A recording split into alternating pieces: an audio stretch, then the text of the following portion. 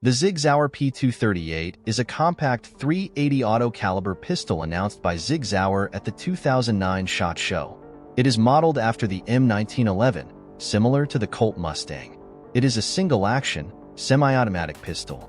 It features a manual safety and slide-release lever, and also firing pin safety block and hammer safety. Grip panels are fluted polymer, making this an all-metal frame firearm in competition with plastic-framed pistols in the same class as the Ruger LCP and the Kel-Tec P238. The P238 has an aluminum frame and a stainless steel slide, with the exception of the HD model, which is all stainless steel. Initially, P238 pistols had standard sights with night sights as a more expensive option. However, all models currently produced have night sight standard.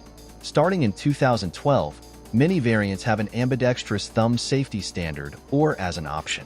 One of the most reliable and accurate pocket carry pistols currently available.